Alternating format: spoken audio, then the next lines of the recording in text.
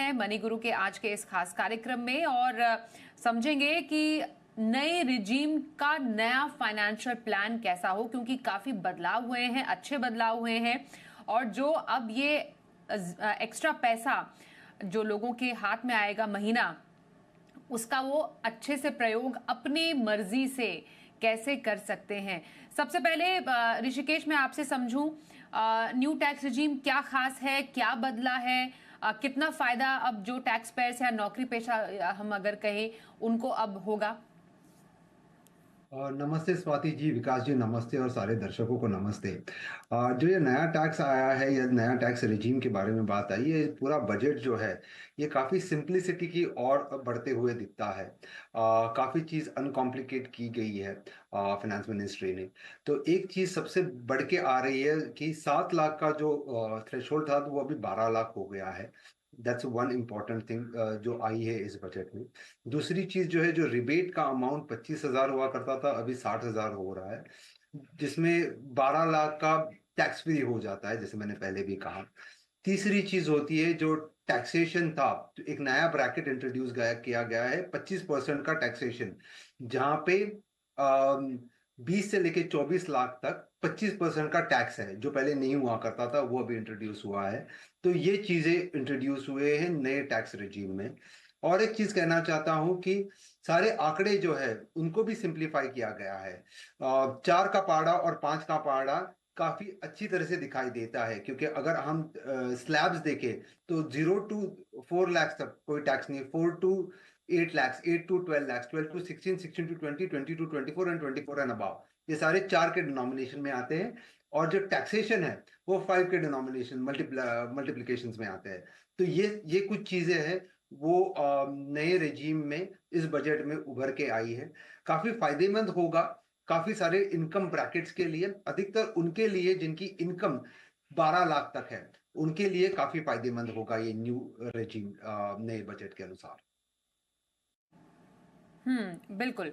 तो आपके पास एक नई टैक्स रिजीम में जाने से अगर पैसा बच रहा है और आप एक मैंडेटरी सेविंग, मतलब सिर्फ टैक्स बचाने के लिए अगर आप सेविंग नहीं करें तो वो पैसा आपको लगाना कहाँ चाहिए, ये बहुत इंपॉर्टेंट है, जिसको अब as a taxpayer, as या फिर not as a taxpayer, हम कहेंगे एज एन इन्वेस्टर या लॉन्ग टर्म इन्वेस्टर, एक निवेशक के तौर पर आपको अपने लिए ये प्लानिंग करनी चाहिए। पर सबसे बुनियादी सवाल ऋषिकेश यहाँ पर ये आता है कि फायदा कैसे इससे कैसे मिलेगा, कैसे टैक्स जो स्लैब के लोगों का है, कैसी आय वाले लोगों को मिलेगा, क्योंकि ओल्ड टैक्स रिजीम तो अभी भी बनी हुई है, न्यू टैक्स रिजीम में बदलाव हुए हैं, उसके बाद उसको और ज्यादा अट्रैक्टिव किया गया है। लेकिन मैं अगर आपसे कैलकुलेशन के जरिए समझूं कि कौन सी टैक्स स्लैब वालों को ज्यादा फायदा होगा, तो जरा आप कुछ इसका गणित बता सकते हैं। जी बिल्कुल स्वाति जी, और गणित ही है जो हमको टैक्स रेजिम शिफ्ट करने या ना शिफ्ट करने की अनुमति देगा। एक उदाहरण पे बोलूंगा कि मैक्सिमम टैक्स जो है, अगर एक उदाहरण के तौर पे बोला 24 लाख की अगर किसी की सैलरी है, तो स्टैंडर्ड डिडक्शंस ओल्ड रिजीम में जो है 50,000 हुआ करता था, न्यू रिजीम में 75,000 का होता था। काफी सारे डिडक्शंस हम अगर जोड़ दिए जाए ओल्ड में और न्यू में तो डिडक्शंस अवेलेबल नहीं है unless you use NPS. Old regime में सारे सारे डिडक्शंस अगर देखे तो समझो करीबन 6,40,000 के डिडक्शंस हमने इस्तेमाल कर लिए। अंडर सेक्शन 80 जी, 80 सी, 80 डी, सारे सेक्शंस मिला के हमने 6.4 लाख से डिडक्शंस कर लिए। तो नेट सैलरी जो आती है 24 माइनस 6.4, नेट सैलरी आपके हाथ में आती है 17.6 लाख की, जिसके ऊपर टैक्स लागू होता है। दूसरी अभी नई रेजिम की बात करते हैं। इनकम 24 लाख की है, लेकिन डिडक्शंस करीबन 75,000 के स्टैंडर्ड डिडक्शंस होंगे और 50,000 के एनपीएस के डिडक्शंस कर सकते हैं। तो 75 और 50 दोनों मिलके 1,25,000 के डिडक्शंस होंगे। तो नेट सैलरी टैक्सेबल जो होती है वो 22,75,000 होगी। तो ओल्ड टैक्स रिजीम में टैक्सेबल इनकम कितनी थी? 17.6 लैक्स। और न्यू टैक्स रिजीम में टैक्सेबल कितनी है? 22.75 लाख रुपीज। ऑप्टिकली लगता है कि अगर टैक्स अगर जिस अमाउंट पे लगने वाला है वो कम है तो शायद टैक्स कम लगेगा, लेकिन ओल्ड रेजिम में हम स्लैब के हिसाब से टैक्स लगाते जाएंगे तो हमको पता चलता है कि टैक्स एप्लीकेबल जो है वो करीबन 3,54,000 का होता है।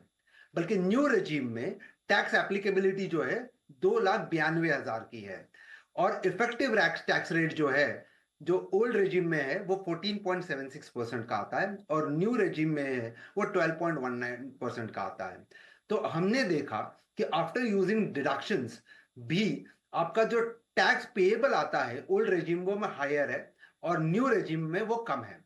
ये कब तक, उसका एक ब्रेक इवन पॉइंट होगा। उसका ब्रेक इवन पॉइंट क्या है?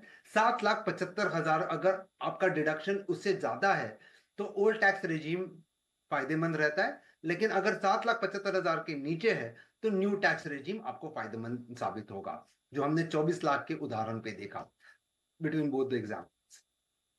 ऋषिकेश, जरा आप बताइए कि ये जो एडिशनल बचत की हम बात कर रहे हैं, अगर किसी को होती है तो इसका सदुपयोग जो कहते हैं कैसे किया जाए, और किस तरीके से इन पैसों को आप लगाने की सलाह देंगे? जी स्वाति जी, मैं कहना चाहूंगा कि पहले सर्वप्रथम तो ये कंक्लूसिव होता है, अधिकतर कंक्लूसिव होता है कि न्यू टैक्स रेजिम जो है ये बेहतर विकल्प है चूज करने का फ्रॉम टैक्स पर्सपेक्टिव।